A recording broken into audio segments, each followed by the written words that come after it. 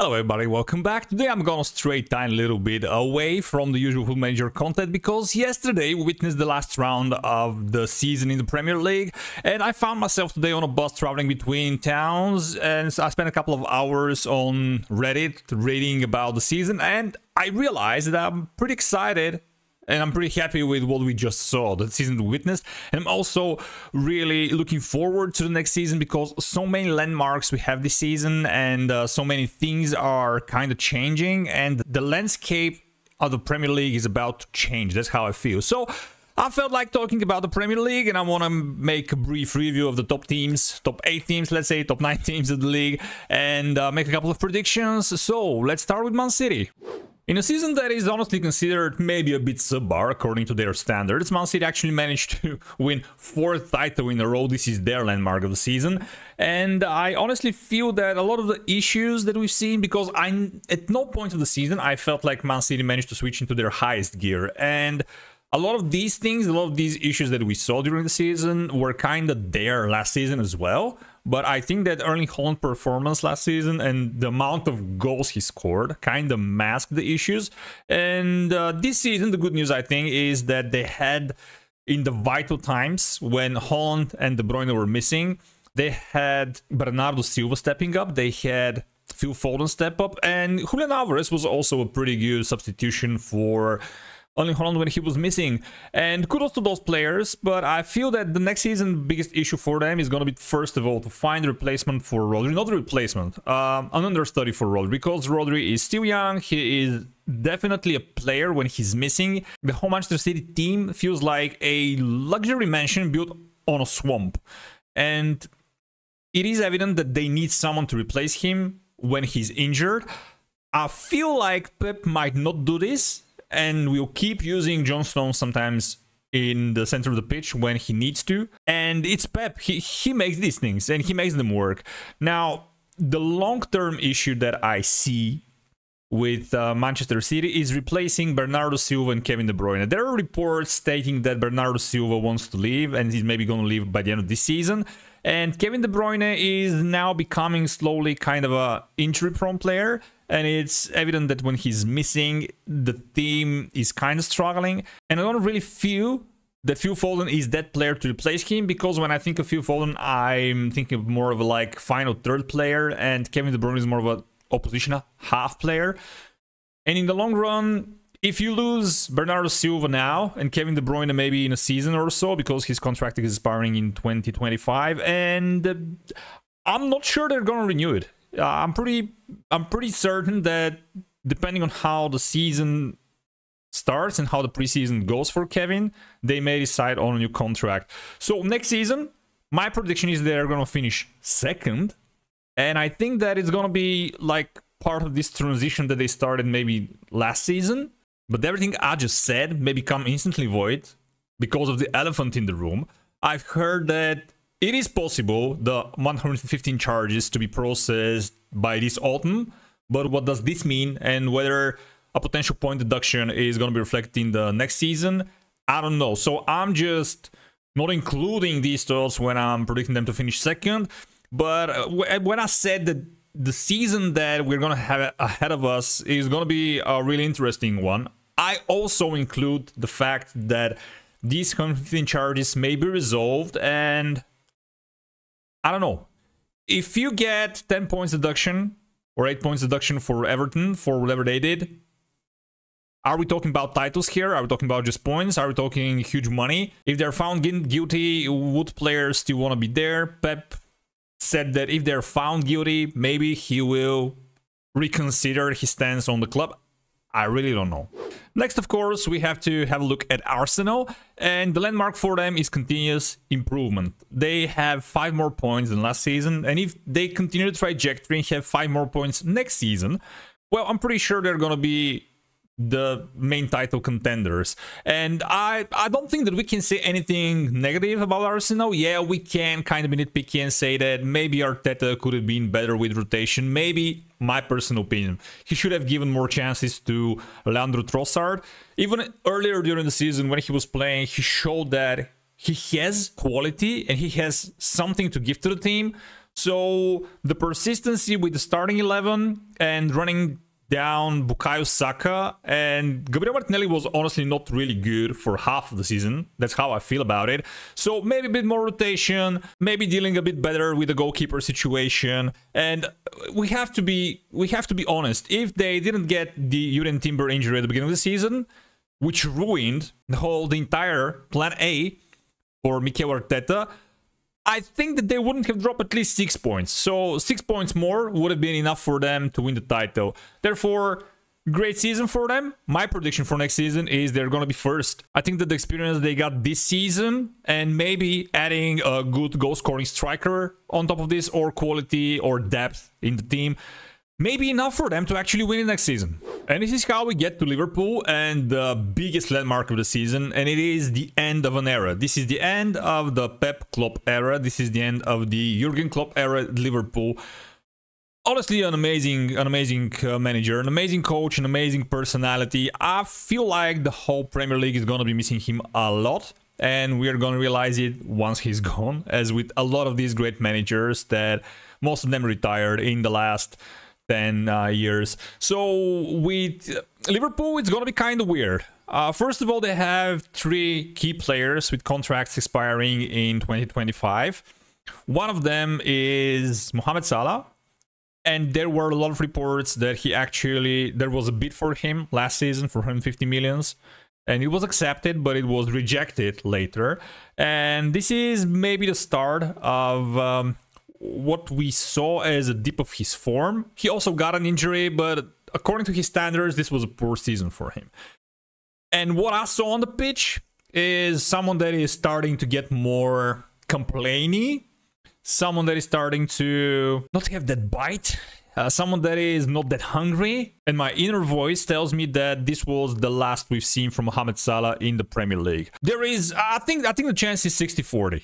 60 to leave, 40 to stay. So depending on what he's offered, maybe depending on what he sees in the first days with Arne Slot, if he likes the new manager. But I don't feel that Mohamed Salah will do well in this transition, and I expect him to actually leave. Now with Virgil van Dijk and Trent Alexander-Arnold, the other 2 guys that have contracts ending by the end of next season, I think that they're going to resign and they're going to stay in the club, maybe till the end of their careers, still they're like playing good football.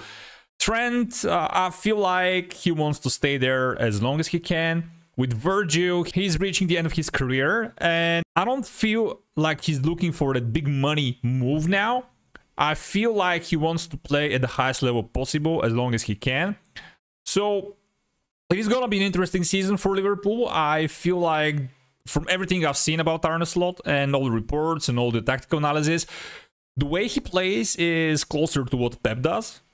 I don't really think that Darwin Núñez is going to do well in the squad. So they will, in my opinion, have to move a couple of players, but the squad generally that Jurgen Klopp is leaving is absolutely amazing. He managed to go through that transitional period. He got rid of Milner and Henderson. He found the new boys, the new young guys, the new hungry guys that want to win stuff. And despite the fact that I feel that in the next couple of seasons Liverpool will be back challenging for the title, I give them the predicted position of 4th for the next season. Aston Villa, thanks to Unai Emery, managed to finish 4th. This is the landmark for them, getting into the Champions League. Great stuff for them, but I don't really feel that they are going to be able to replicate this season's success next time.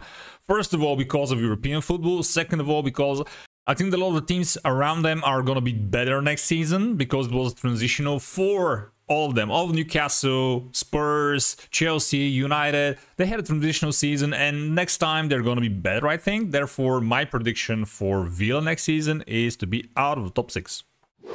Oh, Spurs, good old Spurs. I don't know, they're the weirdest one of them all, I think. They have a pretty interesting squad, and Postecoglou is definitely doing wonders there. And the landmark for them, this is the first season after the Harry Kane era, and I don't think that it could have went better for them this season. So finishing 5th after Harry Kane leaving is, I think, the highest that they could have hoped for. As with Villa, I feel that it is kind of flattering for them, because other clubs shed the pants, namely Chelsea, Newcastle, and Man United. But yet again, they have a bunch of young players that are kind of exciting. By the way, according to Football Manager, we have Mickey van der Ven, one of the best defenders. We have Pape Matar, a great player in FM. We have Dejan Kulusevski, who is constantly in top 10 of the world talents, the best players in Football Manager. So theoretically, they have a squad that can get them to places, but I don't think that they have the quality, synergy, and I don't think that they're going to be able to finish top 6 next season. Chelsea managed to finish the season in style, won at least their last 5 games or even more, and they were looking pretty terrible at some point of the season, but I'm a Poch in guy. I'm a Man United fan. I wanted Poch in Man United, so I trust the guy, I believe in him, I like the style of football he plays. What I've seen from him previously, forget the PSG, nobody could deal with that squad. He is a good coach, and he's showing it. He came to a club which had like half of the squad replaced, or half of the squad just signed, and he had to do something with the players he had there. Believe me, not a lot of managers want to do that. So finishing 6th with under these circumstances, I think that if you ask Chelsea fans before the season, they were like, okay, yeah, maybe this transitional period 6 is not that bad. Like we have a squad full of players that never saw each other, they don't know their names, and what else can we expect? So huge respect to Poch. I feel that there is a lot of quality in this squad. He is slowly shaping them to his liking. He's slowly finding a way to make them work. Is it really slowly? I think he's doing pretty well. And finishing 6th, I think it's okay. And because we're talking about landmarks, their landmark is that this is their first full season with the new owner. So what did you expect? To win the league? Not really, but they're doing fine. They're doing fine. I feel like there is a lot of young talent in this squad, and with a couple of replacements, a couple of players that I think should go because of age or maybe not looking good, Thiago Silva. But yeah, not being suitable to the style that Poch wants to play. So with a couple of good additions here and there, or maybe just keep on working on what they're working right now, they will improve. And my prediction for them for next season is to finish 3rd. Now, Newcastle are one very difficult for me to analyze. I think that if they didn't have the injuries that they had, and if they didn't have a situation with players gambling, and keeping in mind that I think Isaac is one of the best strikers right now. No, he's not a striker. He's a complete forward in Football Manager's terms. One of the most complete forwards in the league right now. I think that they could have actually been quite easily in the top 4. So if they didn't have to deal with what they had to deal with, I don't see Villa finishing 4th. No way. No way. And despite that fact, I am somehow predicting them to finishing 6th next season. I think that other clubs will improve a bit more compared to them. And okay, let me be a fan for a moment. I want to go on to the next team. Alrighty, Man United, my team. A season to forget, as Football Manager inbox messages say when you do really badly in a season. And it is a very bad season for Man United. By the way, we had so many anti-records broken. I don't want to really talk about it. Now, I'm going to try to be semi-objective here. And I'm going to start, first of all, with the coach. Like, the milestone for us this season is a huge one. It is Ineos taking over the football side of the management of the club. And I feel like we are starting to put a structure underneath that will guarantee, or at least give us a chance for some success in the future. Therefore, I think Ten Hag is kind of getting away with murder here. I was Ten Hag in throughout the whole last season and up to this February or something, because I very much like how he dealt with the Maguire situation, with the Cristiano Ronaldo situation. He had to deal with the Mason Greenwood situation as well, with the Antony situation, with the Sancho situation as well. Maybe Sancho wasn't dealt in the best way. And here starts like the things that I have to point out as negatives. I feel like he's stubborn. Very stubborn. Well, I understand why he insisted on Antony playing so much, but he's bad. He's not really contributing. Why do you let it go so bad with Sancho just because you insist on playing a person in Antony that's really not doing well? Why you kept playing Marcus Rashford when he's obviously friends with Sancho, is not happy with how he dealt with it, and he's like walking around the pitch and he's doing nothing. He's losing the ball every second touch. Why you could probably use Garnacho or Amad Diallo maybe. Every time he played, every time he had a cameo, he was okay. Why do you keep persisting playing the same team that you know that is not gonna yield the result that you want? I don't understand that. So I really feel he got away with murder. As with Liverpool and Newcastle, we also were tarnished by injuries. Finishing the season with Casemiro and Johnny Evans as centre halves is obviously not what you've planned for. And that's why I feel he's gonna get the opportunity. I think that he's gonna get half a season. If he's out of top 4 and he gets a bad loss against rivals, I think that by Christmas he's gonna be gone. And yeah, so Man United, if you follow the other predictions, I'm gonna predict we finish 5th next season, just because football fans, we're hopeful. We hope for the best. My best for Man United right now is 5th. I voluntarily put Chelsea 3rd and Liverpool 4th. This is how bad it is right now. So the next season, the worst thing for us, first of all, the first thing that we should deal with is get rid of players that shouldn't be here, and there is quite a lot of them. And they do not want to leave because of the situation that we created ourselves by giving them huge salaries. So there is at least a dozen of players that I would get rid of, but we are most likely not going to get rid of more than 4 or 5. So at least what I hope to see is bring in a couple of players that can strengthen the first team squad. And maybe get our coach to try different things. Maybe find another striker, get into a different era, maybe get rid of Rashford. If we can sell Rashford, I'm gonna be so happy, honestly. So yeah, our season was ultra bad. We conceded the 2nd most amount of shots in the league, but somehow managed to concede 5th least. So it's not all bad. I don't believe that we're gonna save our season with the FA Cup final, but the jury still hasn't said what they have to say about Erik ten Hag. This is a landmark season for us. Yeah, I think that the Ineos thing is the most important thing that happened to our team since Ferguson retired. So, as I said, a lot of things are stirring up. A lot of things are changing in the Premier League. And a quick recap would be, yeah, Man City on the verge of getting some huge point deduction, maybe, after winning their 4th in a row, which is a record. Liverpool having Klopp leaving.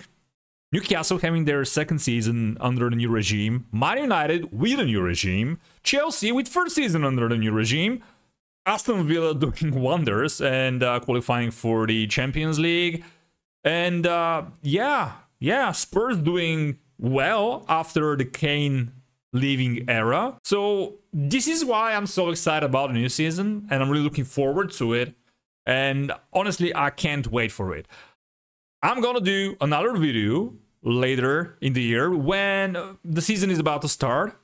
And I'm gonna revisit these predictions based on the transfers, based on maybe changes in personnel in terms of coaches or something else, managers. So let's see how it goes. But let me know in the comments below. Are you as pumped for the new season as I am? I know as a Man United fan that just ended this poor season, maybe this is the reason I'm pumped about, because it was so bad that we're just, as football fans, we're always looking forward to something better, aren't we?